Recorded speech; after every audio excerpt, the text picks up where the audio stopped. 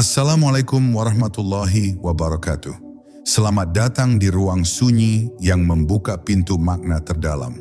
Di sini kita menelusuri jejak tasawuf, makrifat, dan rahasia hati yang tidak dapat dituliskan oleh pena manapun. Jika Anda merasakan panggilan batin untuk memahami diri, mendekat kepada Allah, dan menyelami kedalaman ruhani, maka Anda berada di tempat yang tepat. Sebelum masuk lebih jauh, jangan lupa subscribe, aktifkan lonceng notifikasi, dan bagikan video ini agar semakin banyak hati yang tersentuh oleh cahayanya. Bab 1. Bisikan ilmu yang tak tertulis. Ada ilmu yang tidak pernah tunduk pada pena dan tidak mau dikejar oleh pikiran yang gaduh. Ia hadir seperti hembusan lembut yang menyentuh jiwa ketika seseorang mulai lelah menjelaskan hidup dengan logika semata. Ilmu ini tidak membutuhkan ruang kelas, tidak membutuhkan gelar, bahkan tidak membutuhkan pengakuan siapapun. Ia hanya muncul ketika hati merendah dan kesadaran membuka diri, seakan-akan ada tabir halus yang tersingkap perlahan oleh cahaya yang selama ini tidak kita sadari kehadirannya. Ilmu yang tidak tertulis itu tumbuh dari perjalanan batin yang jujur. Perjalanan yang membuat seseorang berani melihat dirinya apa adanya tanpa topeng yang dibangun oleh dunia. Di saat manusia berhenti mengejar kebanggaan, berhenti bersembunyi di balik suara orang lain, dan bersedia duduk dalam keheningan, di sana sebuah pemahaman baru mulai berbisik. Bukan pemahaman yang dipaksakan, tetapi yang muncul sendiri, seperti mata air yang keluar dari tanah yang retak setelah hujan lama tak turun. Rahasia ini tidak pernah memaksa, namun siapapun yang merasakannya akan tahu bahwa ia membawa daya ruhani yang halus, kuat, dan menyembuhkan. Ia mengalir melalui rasa syukur kecil, melalui helaan napas yang disadari, melalui ketenangan yang datang tanpa kita undang.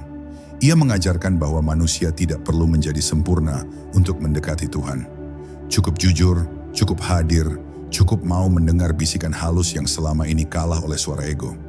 Di dalam ilmu hati, seseorang belajar bahwa kedekatan dengan yang maha lembut bukan sesuatu yang dicapai oleh kepandaian, tetapi oleh ketulusan. Bukan melalui banyak kata, tetapi melalui kesadaran yang hidup di balik kata. Karena pada akhirnya, apa yang manusia cari di luar, penghiburan, ketenangan, arah, makna, semuanya telah ditanamkan dalam dirinya sejak awal.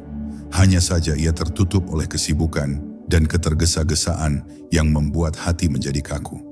Maka ketika seseorang mulai kembali kepada dirinya sendiri, kembali kepada detak yang tak pernah berhenti menyebut namanya, ia akan memahami mengapa ada ilmu yang tidak bisa ditulis. Bukan karena ilmunya terlalu sulit untuk dipahami, tetapi karena ia terlalu hidup untuk dibekukan dalam bentuk kata. Ia harus dialami, dirasakan, disaksikan dengan kehadiran sepenuhnya. Dan siapapun yang mulai merasakannya akan tahu, inilah awal dari perjalanan makrifat yang sesungguhnya. Bab 2. Keheningan yang mengajar tanpa suara. Ada keheningan yang tidak pernah identik dengan sepi, karena di dalamnya tersimpan pelajaran yang lebih dalam dibanding 1000 kalimat manusia. Keheningan ini bukan sekadar ketiadaan suara, melainkan ruang batin tempat hati kembali mengenal dirinya. Di sana tidak ada kebutuhan untuk tampil kuat, tidak ada alasan untuk berpura-pura bahagia, dan tidak ada urgensi untuk menjelaskan apapun. Yang ada hanyalah kesadaran yang perlahan-lahan pulang kepada sumbernya, menemukan kembali kelembutan yang selama ini tersisih oleh hiruk-pikuk dunia luar. Ketika seseorang berani memasuki keheningan itu dengan hati yang lapang, ia akan menemukan bahwa suara paling jernih justru muncul saat dunia sedang diam. Apa yang selama ini tidak pernah terdengar, kecemasan kecil yang tak terpecahkan, rasa syukur yang tidak sempat diungkapkan, doa-doa yang hilang dalam kesibukan, tiba-tiba muncul ke permukaan. Keheningan membukakan jendela yang membuat kita melihat bahwa hati bukanlah tempat penyimpanan masalah, melainkan ladang luas tempat cahaya bisa tumbuh jika kita memberi ruang. Pelajaran yang lahir dari keheningan tidak datang dengan cepat. Ia turun perlahan, seperti embun yang menetes satu-satu di pagi buta, menyentuh nurani dengan kelembutan yang membuat seseorang ingin menangis tanpa tahu sebabnya. Itulah sentuhan ilahi yang tidak datang melalui argumen, tetapi melalui rasa. Di momen-momen itu seseorang memahami bahwa Tuhan tidak selalu mengajar lewat ayat yang dibaca, tetapi lewat keheningan yang dirasakan. Itulah sebabnya para arif selalu menjaga waktu-waktu diam, mereka lebih ketat daripada mereka menjaga kata-kata. Dalam keheningan yang dalam, seseorang akhirnya menyadari bahwa dirinya tidak pernah benar-benar sendiri. Ada hadir yang tidak terlihat, namun terasa menyelimuti hati dengan ketenangan yang tidak bisa dibeli oleh apapun di dunia. Hadir itu bukan sesuatu yang bisa dibuktikan dengan logika, tetapi bisa dirasakan dengan kejernihan batin. Maka, keheningan menjadi jembatan antara manusia dengan rahasia Tuhannya. Jembatan yang hanya dapat dilalui oleh mereka yang bersedia melepaskan kebisingan batinnya. Dan ketika pelajaran keheningan itu semakin meresap, hati mulai mengerti bahwa tidak semua hal suci membutuhkan suara. Tidak semua jawaban memerlukan penjelasan. Tidak semua kegundahan membutuhkan kata-kata. Ada kalanya cukup dengan duduk tenang, menyadari napas, dan menghadirkan Tuhan dalam diam, seseorang dapat menemukan kedamaian yang selama ini ia cari dalam banyak hal di luar dirinya. Itulah ilmu yang tidak mungkin dituliskan dengan pena, karena ia hanya hidup di dalam hati yang berani menjadi hening. Bab 3. Cahaya yang menjaga rahasia. Ada cahaya yang tidak tampak oleh mata, namun mampu menuntun seseorang melewati gelap paling pekat dalam hidupnya. Cahaya ini bukan berasal dari lentera, bukan dari bintang, dan bukan pula dari pengetahuan yang dibaca. Ia lahir dari kedalaman hati yang tersentuh oleh kejujuran batin, oleh kerendahan diri, dan oleh kesediaan seseorang untuk menerima kelemahannya tanpa membenci dirinya sendiri. Cahaya itu hanya bersinar ketika seseorang berhenti membangun dinding-dinding ego, lalu membuka celah kecil bagi Tuhan untuk masuk. Ketika cahaya ini mulai muncul, ia tidak datang sebagai kilatan besar yang mencolok. Ia hadir sebagai sinar lembut yang sekadar menenangkan resah, menghangatkan rasa, dan memudarkan gelisah tanpa banyak kata. Melalui cahaya inilah seseorang mulai merasakan bahwa ada sesuatu di dalam dirinya yang lebih besar daripada ketakutan, lebih kuat daripada luka, dan lebih suci daripada bisikan negatif yang selama ini mengguncang jiwanya. Cahaya ini menjadi penjaga rahasia bahwa manusia pada hakikatnya membawa kedekatan dengan Tuhan yang tidak pernah terputus. Banyak orang mencari petunjuk di luar dirinya, melalui nasihat orang lain, melalui tanda-tanda lahir, melalui mimpi yang belum tentu benar, bahkan melalui hal-hal yang justru menjauhkan mereka dari inti kesadaran. Padahal petunjuk paling murni selalu datang dari cahaya hati, bukan dari gema dunia luar. Cahaya ini telah ditanamkan sejak seseorang ditiupkan ruh, tetapi ia tertutup oleh debu ambisi, kecemasan, dan keinginan-keinginan yang tidak pernah memberi ketenangan. Tidak perlu mencari terlalu jauh, yang perlu dilakukan hanyalah membersihkan kaca hati agar cahaya itu kembali terlihat. Rahasia tasawuf yang paling dalam bukanlah tentang kemampuan berbicara tinggi atau memahami istilah-istilah rumit. Rahasia itu justru terletak pada keberanian untuk melihat cahaya batin apa adanya, tanpa membandingkannya dengan orang lain, tanpa menjadikannya alasan untuk merasa lebih suci atau lebih mulia. Cahaya yang asli selalu merendahkan hati pemiliknya, membuatnya tenang, membuatnya lembut, dan membuatnya sadar bahwa setiap manusia berjalan dengan beban dan pelajaran masing-masing. Dan ketika seseorang akhirnya menyadari keberadaan cahaya ini, ia tidak lagi mencari pengakuan. Ia tidak butuh tepuk tangan, tidak butuh sanjungan, tidak butuh validasi.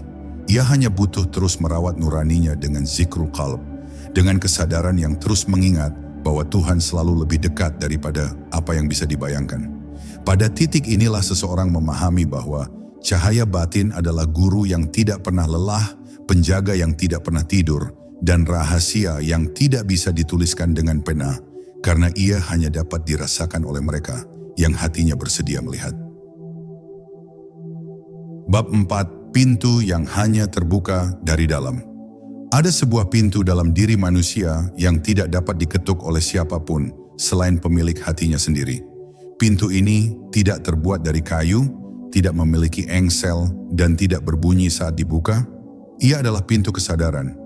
Pintu yang hanya terbuka ketika seseorang berani berhenti mencari keluar dan mulai menoleh ke dalam.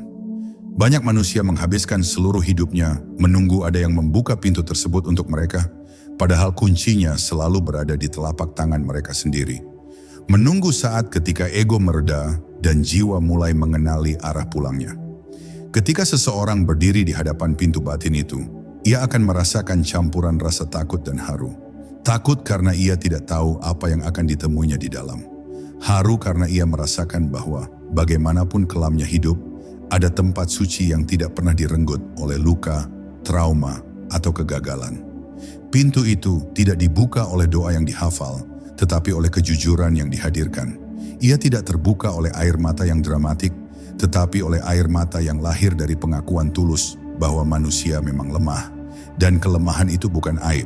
Itulah yang membuatnya dekat dengan Tuhan. Di balik pintu ini seseorang akan bertemu dengan wajah dirinya yang paling asli, bukan wajah yang ia tunjukkan di depan manusia, bukan identitas yang ia pamerkan, dan bukan cerita yang ia bangun untuk terlihat baik. Yang ia temui adalah dirinya yang polos, yang rapuh, yang pernah tersakiti, yang pernah mencintai, yang pernah jatuh berkali-kali, namun tetap bangkit. Inilah diri yang paling jujur, dan hanya ketika seseorang bersedia memeluk dirinya yang seperti ini, ia bisa melangkah lebih dalam menuju kehadiran ilahi. Perjalanan melewati pintu batin bukan perjalanan yang sakral karena ritual, melainkan karena kesadaran. Di dalamnya, seseorang mulai melihat bahwa semua kegelisahan yang selama ini ia kira berasal dari luar, sebenarnya bersumber dari sesuatu yang belum selesai di dalam dirinya. Ia belajar bahwa musuh terbesar bukanlah manusia lain, tetapi bayangan batin yang belum disembuhkan. Dan ketika seseorang mulai menyembuhkan dirinya dengan kelembutan, pintu itu terbuka lebih lebar, mempersilakan cahaya Tuhan menyentuh setiap sudut yang selama ini gelap.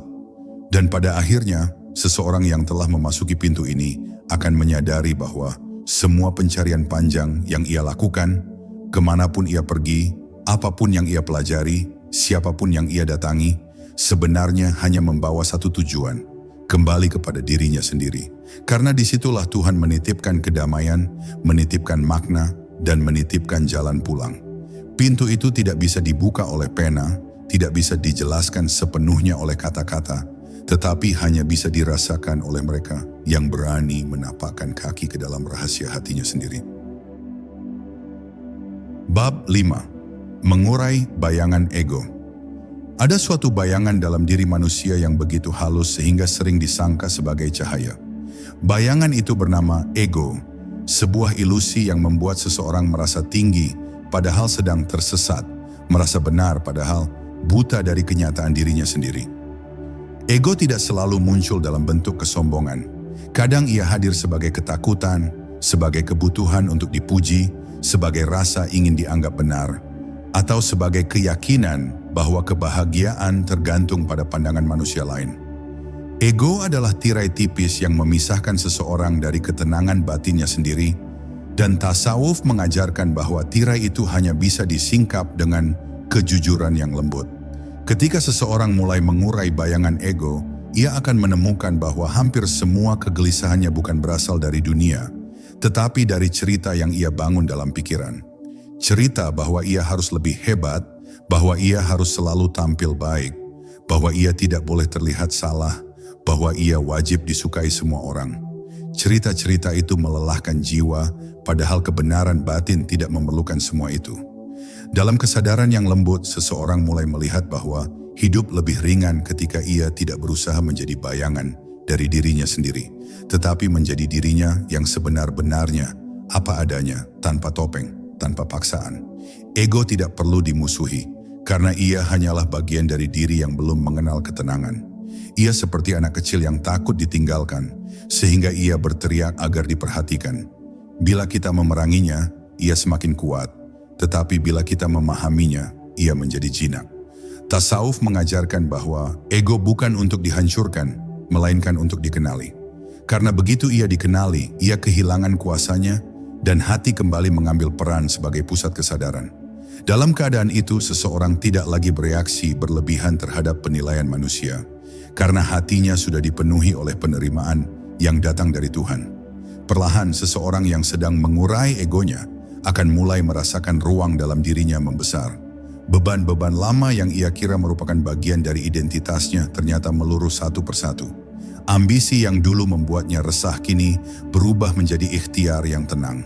Ketakutan yang dulu membelenggu kini berubah menjadi kewaspadaan yang lembut. Ia tidak lagi mengejar pembuktian diri karena ia tahu bahwa nilai dirinya bukan ditentukan oleh komentar manusia, tetapi oleh ketulusan hatinya dalam menjalani kehidupan. Di titik ini, hati mulai bersinar, dan sinar itu menenangkan segala keributan batin yang dulu tampak begitu besar. Dan ketika ego akhirnya menjadi hamba, bukan tuan, seseorang akan melihat dunia dengan mata yang berbeda. Ia tidak lagi menilai orang dari permukaan, tidak lagi mudah tersinggung, tidak lagi terjebak dalam persaingan yang tidak perlu. Ia menjadi lebih tenang, lebih lembut, lebih hadir. Hatinya tidak menolak dunia, tetapi juga tidak tenggelam di dalamnya. Ia berjalan dengan kesadaran bahwa segala sesuatu, baik pujian maupun hinaan, datang dari Tuhan sebagai pelajaran bagi jiwanya. Inilah tahap ketika seseorang mulai merasakan ilmu yang tidak pernah bisa ditulis dengan pena, ilmu yang hanya tumbuh ketika bayangan ego mulai tersingkap dan cahaya hati mengambil alih tempatnya. Bab 6. Jejak rasa yang mengantar pada makrifat. Ada saat ketika seseorang menyadari bahwa perjalanan menuju Tuhan bukanlah perjalanan yang ditempuh dengan kaki, tetapi dengan rasa. Rasa yang lembut, yang jujur, yang tidak bisa dipaksa dan tidak bisa dipalsukan. Rasa inilah yang menjadi penuntun menuju makrifat, sebuah pengenalan yang tidak datang dari banyaknya hafalan, tetapi dari kedalaman pengalaman batin. Jejak rasa itu muncul perlahan, seperti angin yang tak terlihat namun dapat dirasakan kehadirannya. Dan siapapun yang mengikutinya dengan sepenuh hati akan menemukan bahwa setiap langkah kecil membawa perubahan besar pada cara ia memandang hidup. Ketika seseorang mulai hidup dengan kesadaran rasa, ia akan menemukan bahwa apa yang benar-benar penting seringkali tidak terlihat oleh mata. Ia merasakan betapa Tuhan hadir dalam hal-hal kecil, dalam udara yang ia hirup, dalam ketenangan yang tiba-tiba datang tanpa sebab, dalam kelembutan yang muncul saat ia bersabar menghadapi sesuatu yang sulit. Makrifat bukanlah menemukan Tuhan di langit yang tinggi, melainkan mengenalinya dalam detak hati yang paling sederhana. Inilah yang membuat perjalanan rasa begitu halus. Seolah Tuhan mengajar lewat bisikan yang hanya dimengerti oleh jiwa yang bersedia membuka telinganya. Rasa yang jernih menjadi cermin bagi seseorang untuk melihat dirinya dengan benar. Setiap rasa sakit menjadi pelajaran, setiap kegembiraan menjadi pengingat, setiap kegagalan menjadi jalan pulang menuju tawakal. Tidak ada peristiwa yang sia-sia bagi orang yang berjalan dengan rasa. Ia mulai memahami bahwa apapun yang ia temui dalam hidup, baik yang manis maupun pahit, adalah bagian dari kurikulum ilahi yang disusun khusus untuknya. Inilah makrifat awal, kesadaran bahwa tidak ada satupun hal yang terjadi tanpa ada hikmah yang sedang mengetuk hati dengan sabar. Pada akhirnya, rasa yang terasah akan membawa seseorang pada kedalaman ketenangan yang tidak bisa dijelaskan. Ia seperti duduk di tengah badai, namun hatinya tidak terguncang.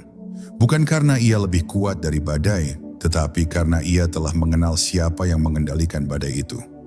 Dalam ketenangan ini, ia memahami bahwa hidup bukan untuk ditaklukkan, tetapi untuk diterima dengan lapang. Kesadaran ini membuatnya tidak mudah goyah. Dunia boleh berisik, tapi hatinya tetap tenang bagai permukaan danau di pagi hari. Dan setelah melalui semua itu, seseorang akan menyadari bahwa makrifat bukanlah puncak yang harus dicapai, melainkan keadaan hati yang terus tumbuh. Ia bukan hasil dari banyaknya amal semata, tetapi dari kesediaan seseorang untuk membersihkan rasa dari dusta dan kegelisahan. Ilmu yang tidak dapat ditulis dengan pena, itulah yang tumbuh dari rasa yang mengenal Tuhan bukan karena diberitahu, tetapi karena merasakannya dalam setiap helaan napas. Pada titik ini, perjalanan makrifat memasuki bab yang lebih dalam, sebuah bab yang hanya dapat dibaca oleh hati yang hidup. Bab 7, langkah sunyi menuju kedamaian diri. Ada langkah-langkah sunyi yang tidak terdengar oleh siapapun, namun setiap tapaknya mengguncang batin dengan pelajaran yang lembut. Langkah ini bukan dimulai dari keberanian besar, tetapi dari kerelaan kecil untuk jujur terhadap diri sendiri. Dalam kesunyian itu, seseorang menyadari bahwa kedamaian bukan datang dari menang atas dunia, tetapi dari berdamai dengan bagian-bagian diri yang selama ini ia jauhi. Kedamaian sejati lahir ketika seseorang berhenti melarikan diri dari dirinya, lalu menatap segala luka dan harapan dengan mata yang penuh belas kasih. Ketika ia mulai melangkah dengan sunyi, ia menemukan bahwa dunia tidak lagi seramai dulu. Bukan karena dunia berubah, tetapi karena batinnya mulai tenang. Ia mulai mendengar suara lembut yang selama ini tenggelam dalam keributan pikiran. Suara yang mengajaknya untuk kembali kepada kesederhanaan, yang mengingatkannya bahwa hidup tidak seberat yang ia bayangkan, dan bahwa Tuhan tidak sejauh yang ia takuti. Langkah sunyi itu menuntunnya melewati lorong batin yang gelap, namun setiap langkah membuatnya melihat cahaya kecil yang semakin terang. Dalam perjalanan ini, seseorang belajar bahwa tidak semua hal harus dihadapi dengan kekuatan. Ada kalanya yang dibutuhkan hanyalah melepaskan, menerima, dan membiarkan Tuhan bekerja melalui keadaan yang ia tidak mengerti. Kesadaran ini mengubah cara ia bergerak, tidak lagi tergesa, tidak lagi dipenuhi kecemasan, dan tidak lagi terikat pada hasil yang diinginkannya. Ia mulai menikmati proses, merayakan pelajaran kecil yang sebelumnya ia abaikan. Sunyi menjadi guru yang membuatnya mendengar lebih jelas, merasa lebih dalam, dan hidup lebih penuh. Langkah sunyi itu juga menuntunnya untuk melihat manusia lain dengan kasih sayang yang lebih luas. Ia tidak lagi menilai cepat, tidak lagi menghakimi serampangan, karena ia menyadari bahwa setiap orang membawa perjalanan batin yang tidak terlihat oleh mata. Ia melihat bahwa setiap orang memendam sunyi mereka sendiri, pergulatan mereka sendiri, dan doanya masing-masing yang tak pernah terdengar. Pemahaman ini membuat hatinya lembut, tidak mudah marah, dan tidak mudah terluka oleh hal-hal yang dulu membuatnya goyah. Ia mengerti bahwa setiap jiwa sedang belajar, termasuk dirinya. Dan pada akhirnya, langkah sunyi ini membawanya kepada kedamaian diri. Kedamaian yang tidak tergantung pada situasi luar, tidak bergantung pada penerimaan manusia, tidak bergantung pada pencapaian dunia. Kedamaian ini tumbuh dari kehadiran Tuhan yang terasa begitu dekat dalam setiap napas, dalam setiap kesyukuran, dalam setiap keikhlasan kecil yang ia lakukan. Inilah kedamaian yang tidak dapat dituliskan dengan pena, karena ia bukan teori, melainkan keadaan jiwa. Keadaan yang hanya bisa dipahami oleh mereka yang berani berjalan dengan sunyi, perlahan, namun penuh kesadaran. Bab 8. Lembutnya takdir yang menemani setiap langkah. Ada saat ketika seseorang baru menyadari betapa lembutnya takdir bekerja, bukan ketika hidup terasa mudah, tetapi justru ketika ia melihat kembali segala pahit yang pernah ia jalani. Ia mulai memahami bahwa tidak ada kejadian yang berdiri sendiri. Semuanya saling terhubung, saling menuntun, saling mengantar pada titik sadar yang lebih dalam. Takdir bukan musuh yang menghadang perjalanan manusia, melainkan sahabat yang menuntunnya menuju tempat yang mungkin tidak ia inginkan, tetapi selalu ia butuhkan. Dan semakin ia memerhatikan perjalanan hidupnya, semakin ia melihat betapa Tuhan merajut segalanya dengan penuh ketelitian dan kasih yang tidak pernah ia sadari sebelumnya. Ketika hati menjadi lembut, seseorang mulai melihat bahwa setiap kejadian memiliki tempatnya. Kegagalan yang membuatnya menangis, kehilangan yang membuatnya limbung, dan keputusan yang dulu ia sesali ternyata menjadi benih bagi kesadaran baru yang ia miliki hari ini. Takdir tidak pernah salah arah. Yang sering keliru adalah pandangan manusia yang menilai segala sesuatu hanya dari permukaan. Dalam kedalaman batin, seseorang mengerti bahwa apa yang tampak sebagai musibah kadang adalah bentuk terbesar dari penjagaan Tuhan, dan apa yang terlihat sebagai keberuntungan kadang justru menjadi ujian yang mengundang kesombongan tersembunyi.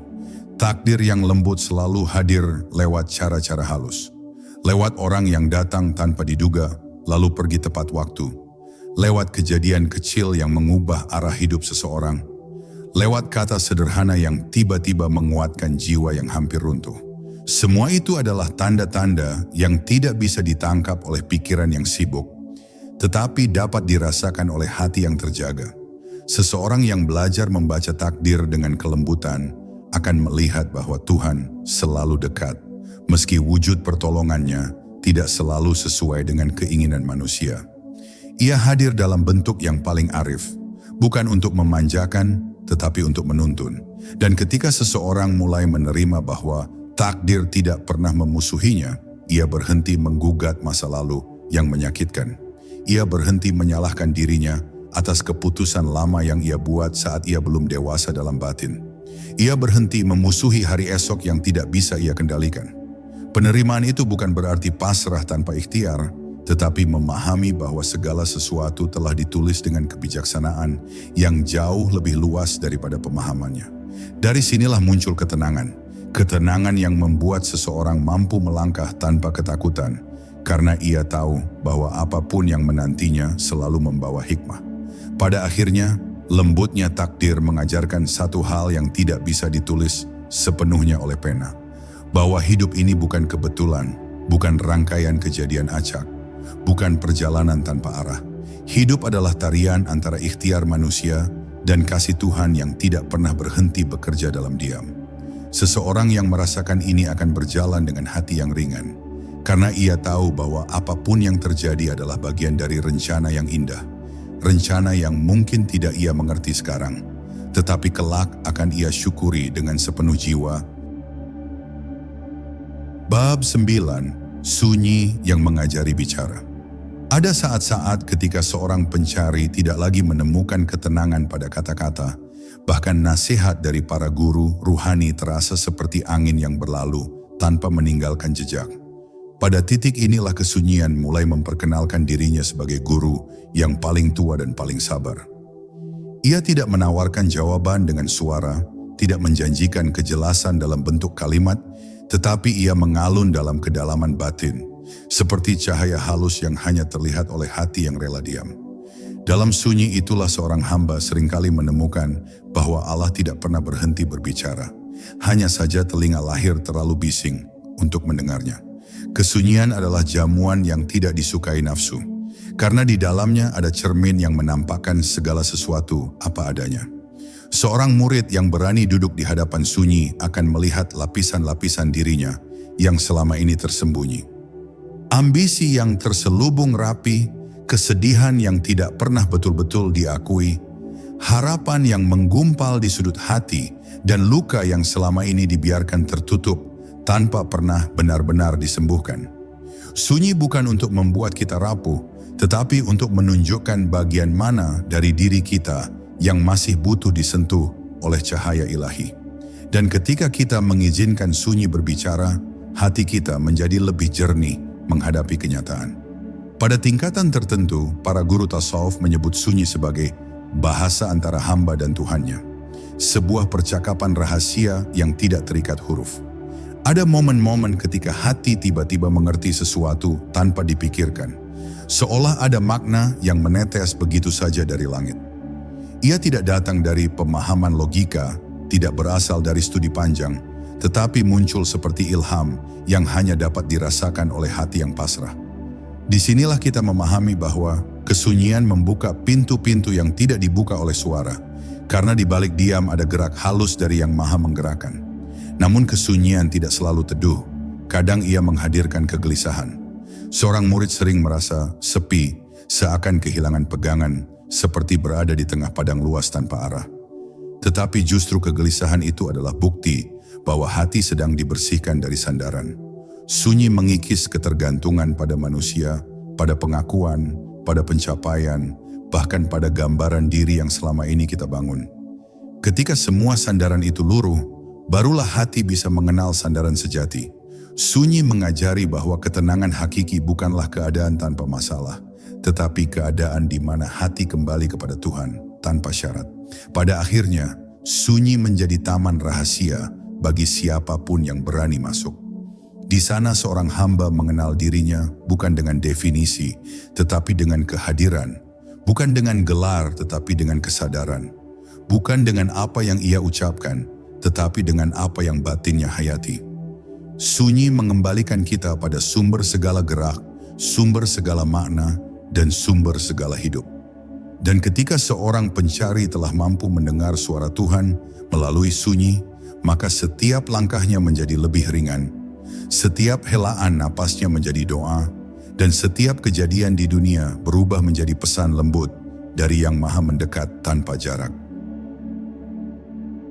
Bab 10, jejak terakhir, ketika hati menemukan rumahnya. Ada tahap dalam perjalanan batin ketika seorang pencari menyadari bahwa yang ia cari selama ini bukanlah sesuatu di luar dirinya, melainkan sesuatu yang sudah mengetuk dari dalam sejak awal. Setelah melalui keraguan, kebingungan, keheningan, dan berbagai tarikan batin, ia mulai merasakan bahwa Tuhan bukan tujuan di ujung perjalanan, tetapi teman yang menyertainya di setiap langkah. Di titik ini, hati mulai pulang, bukan kepada tempat, bukan kepada waktu, tetapi kepada rasa yang telah lama menunggu untuk dikenali. Rasa itulah yang membuat seorang hamba akhirnya mengerti bahwa ia tidak pernah benar-benar sendirian. Dalam keadaan itu, dunia tampak sama, tetapi dirasakan berbeda. Langkah tetap melangkah di tanah yang sama, namun hati merasakan bahwa tiap hal memiliki cahaya yang tersembunyi. Angin tidak hanya berembus, tetapi membawa pesan halus.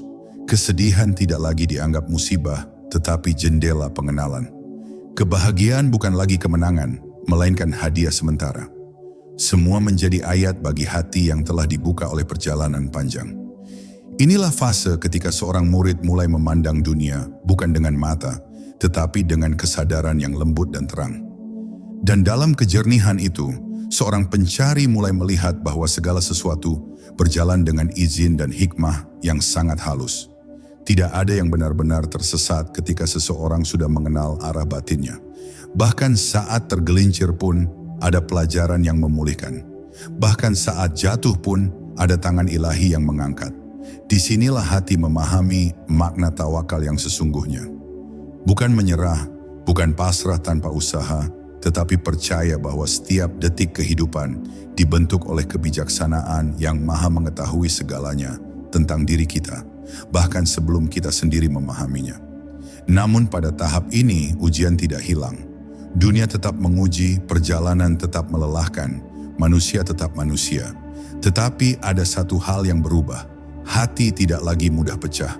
Ada kedalaman yang membuatnya tetap tenang ketika badai datang, ada keluasan yang membuatnya tetap lembut ketika cobaan mengetuk. Hati yang sudah menemukan rumahnya tidak lagi mudah terseret oleh kecemasan, karena ia tahu bahwa apapun yang datang adalah bagian dari tarian ilahi yang mengajari jiwa untuk mengerti, menerima, dan tumbuh. Akhirnya, ketika seorang pencari mencapai titik ini, ia tidak merasa telah sampai, justru ia semakin rendah hati. Ia semakin lembut dalam bersikap, semakin pelan dalam menghakimi, dan semakin luas dalam mencintai. Hatinya tidak berisik, tetapi membawa kedamaian bagi siapapun yang dekat dengannya. Inilah jejak terakhir sebelum seorang hamba benar-benar pulang kepada Tuhannya. Ketika kehadirannya menjadi cahaya bagi sesama, ketika diamnya menjadi doa, ketika langkahnya menjadi rahmat. Dan pada akhirnya, perjalanan makrifat hanyalah tentang satu hal, kembali kepada Allah, dengan hati yang utuh, jernih, dan penuh cinta. Perjalanan ini belum selesai. Sebenarnya, ia baru saja dimulai. Setiap langkah yang kita ambil menuju Tuhan adalah langkah yang mengembalikan kita kepada diri sejati kita sendiri. Jika narasi ini menyentuh atau membuka ruang renung dalam hati Anda, lanjutkan perjalanan ini bersama kami. Klik like, tinggalkan komentar tentang apa yang paling menyentuh diri Anda. Dan jangan lupa subscribe agar Anda tidak melewatkan kelanjutan perjalanan ruhani berikutnya. Semoga Allah menerangi setiap langkah Anda